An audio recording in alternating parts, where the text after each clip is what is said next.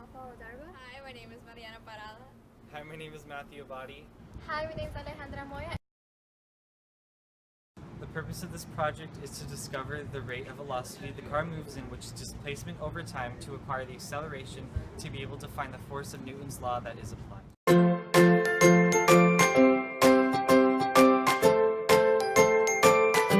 While we searched, we kept in mind of our 3 goals. That was to complete the task of 6 meters, fair speed, easy build, and keeping an eye out for possible flaw structure. And 3 that fit our goals was the rubber band powered car, the electric powered car, and the balloon powered car. Well, they all seem to fit under our category of expectation. Now, which one would really give us the best result?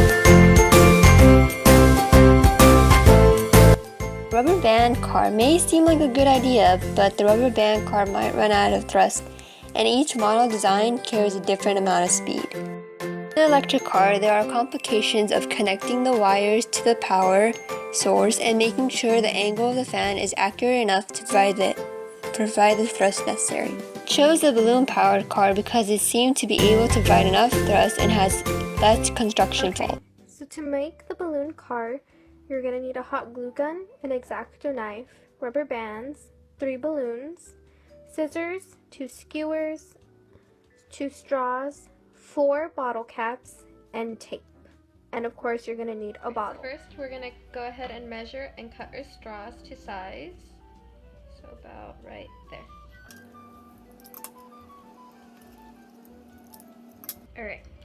Next what we're going to do is we're going to go ahead and glue them, one in the back and one in the front with the hot glue gun.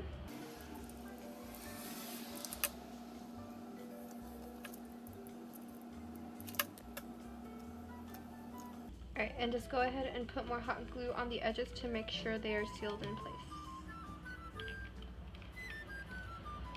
So next we're going to go ahead and measure the skewers, and we're going to also cut them, so about right here.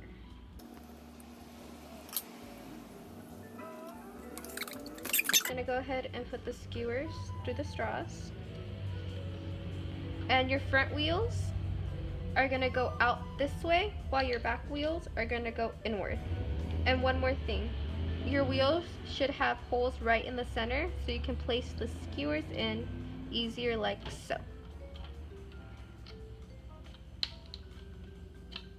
There we go.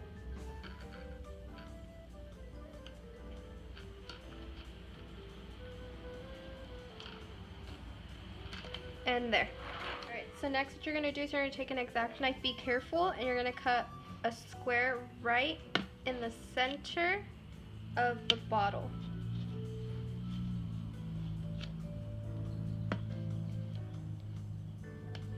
This is later on going to become the entrance for the straw and the bottle to make your car go.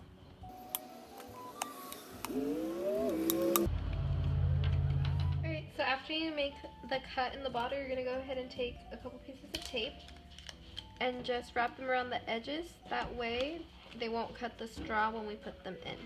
So you're going to take the straw and you're going to go ahead and put it into the balloon, almost all the way in, and then you're going to secure it with rubber bands. Make sure it's tight.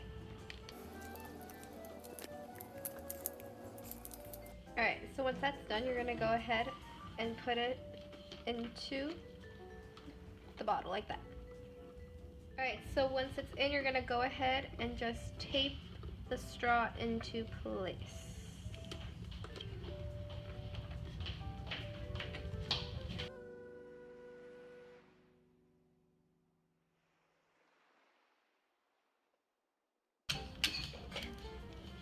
Okay, done.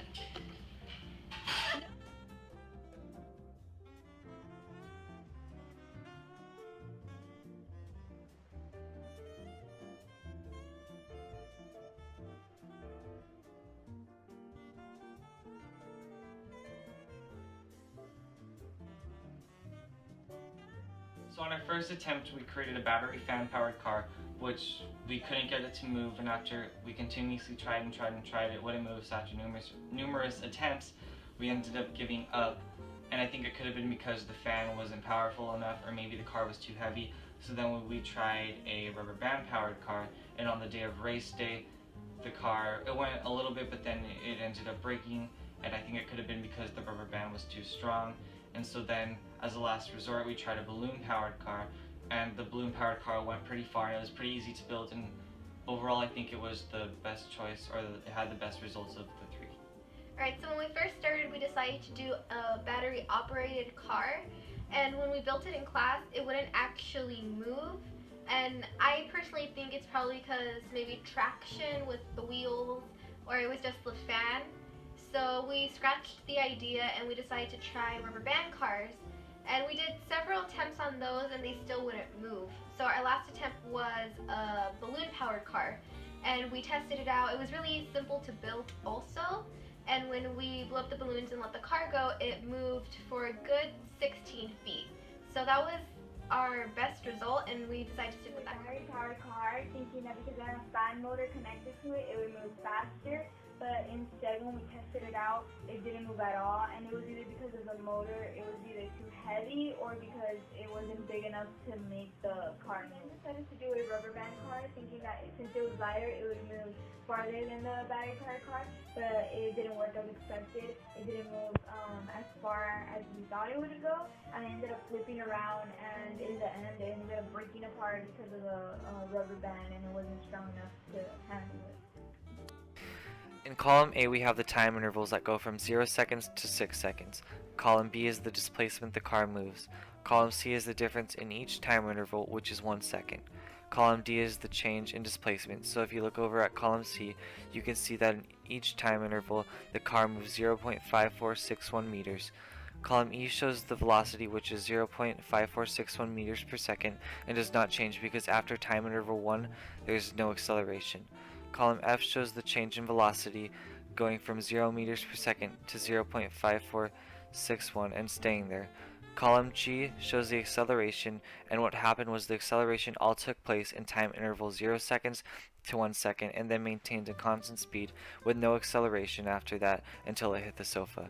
The car weighed 0.57 kilograms, and we used Newton's second law of motion to find the force, which turned out to be 0.311277 newtons. If you look down at the first graph, which is the time versus displacement graph, you'll see that it moves in a straight line, which means that it maintained a constant velocity for each time interval. The velocity time graph shows that it went from a rest up to 0.5461 meters per second and stayed there and kept going until it hit the sofa.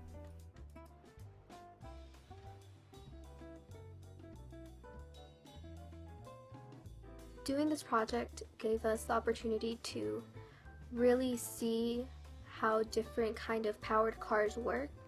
Our first idea was to do a battery operated car, and we took the battery compartment out of a little fan, a personal fan that you would use, and we discovered that it wasn't quite powerful enough to drive the car forward.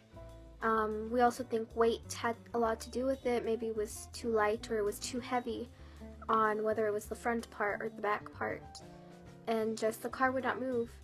So when we scrapped the idea, we decided to try something manual.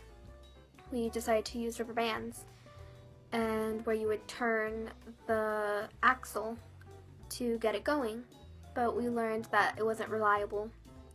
It was very fragile. The car broke in two right away, so it did not work, and definitely not recommended. With the one that we decided to stick with, which was the balloon powered car, we saw that even though the bottle weighed heavier than the rest of the ones that we had done before, the air was still able to push it forward. We had also thought that the wheels that we were using, which were bottle caps, had a lot to do with the fact that it wouldn't move forward. Maybe it was not enough traction or friction going. And no, sure enough, when we blew up the balloons and we let it go, the car went forward without any problems, and it went far also. So we were able to get it going. And what we learned a lot during this, we learned weight, had a lot to play, we learned the aerodynamics of it, we learned how to use our hands and just create the different ideas and actually make the cars themselves. So